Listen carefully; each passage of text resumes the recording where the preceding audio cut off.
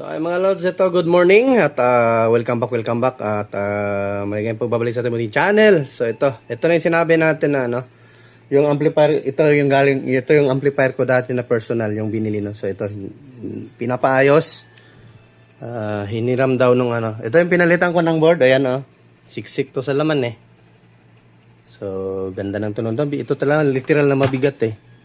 So pumutok yung ano, yung capacitor yan oh. So pinahiram niya kasi, tapos yung nanghiram, focus natin, hindi ma-focus ah. Tapos yung nanghiram mga lods ay yung kuryente hindi stable, low voltage, umaabot na hanggang 80 AC no. So ayan oh, pumutok itong 100 na 47 UF by 63 volt. So ayan, putol yung fuse oh. Ito putol oh.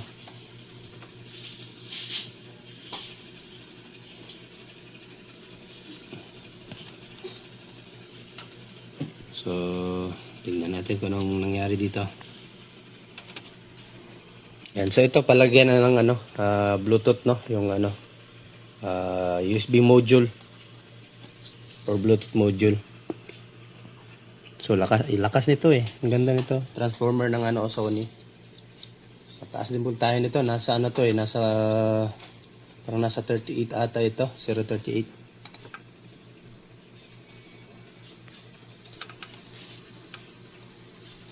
So ayan. Ito may mga extra pa naman na ano, power supply niya. Pwede natin yung supply sa ating USB.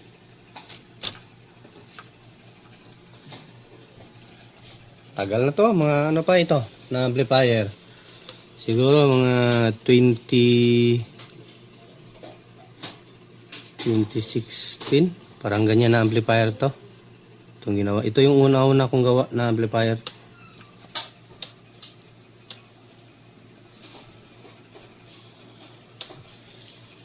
So ay, continue lang tayo mga lods at i-repair ko muna tong ano niya. I-repair ko muna tong main amp niya. So ay mga lods at ito natapos na nating i-repair. So meron siyang ano, sirang output transistor ano sa kabilang channel yung dito. So yan. So ano pala to, na overload ata to ng ating customer, yung naghiram sa kanya amplifier, na overload to. So pinalitan ko na din ng ano oh. Ito oh. 47 UF by 100 volt, tinaas ko na eh.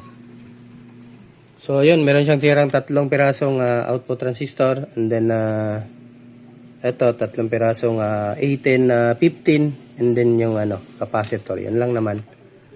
And then may mga ano pa pala to. So testing muna natin, sira din, may problema din itong master volume niya no. Ano, gas.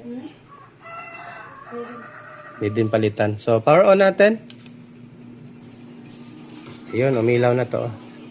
Sa relay kasi yan na ilaw. So, pero pag tanggalin natin tayo, mawala na to. Yan oh, may problem yung ano niya.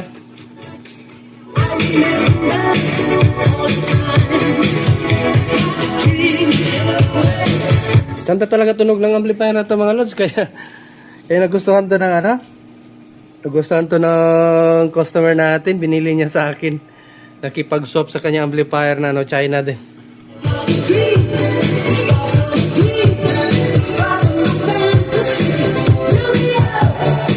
Hindi talaga. Problem lang yung volume. Ayun.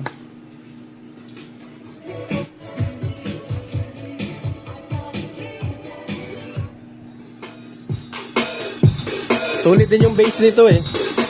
Pati yung Twitter maganda.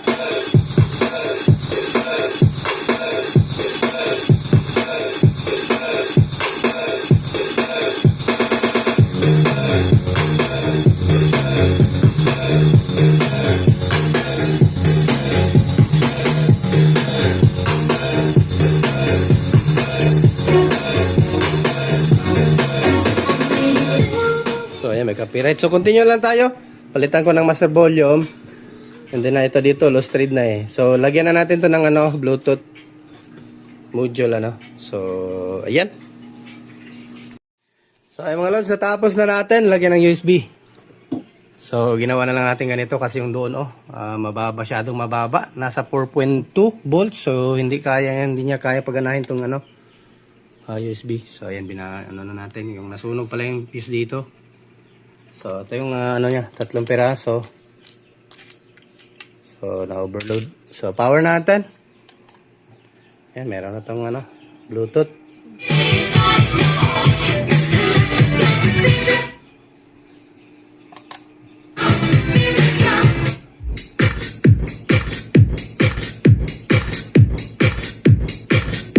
Ganda talaga tunog ng amplifier na to.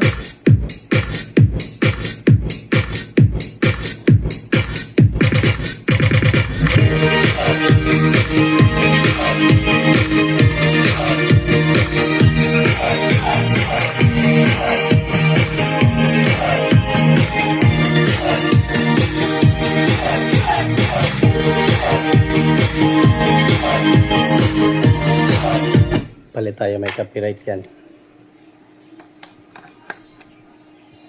So yan, nagpalagay siya ng sticker. Nainggit sa iba. Nandito yung may-ari tumatawa.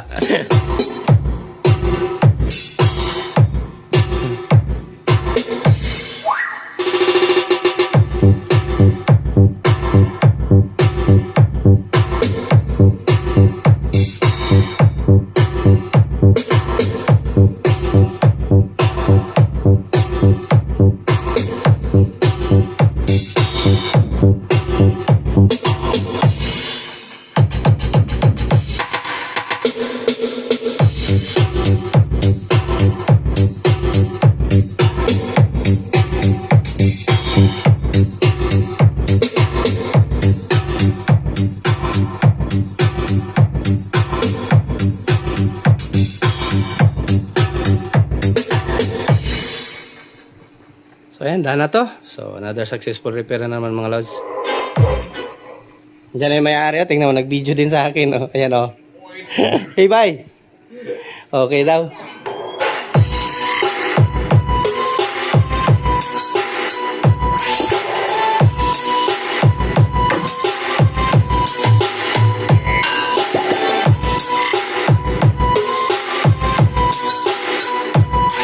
So, di na natin masyadong papain yung video natin mga lods.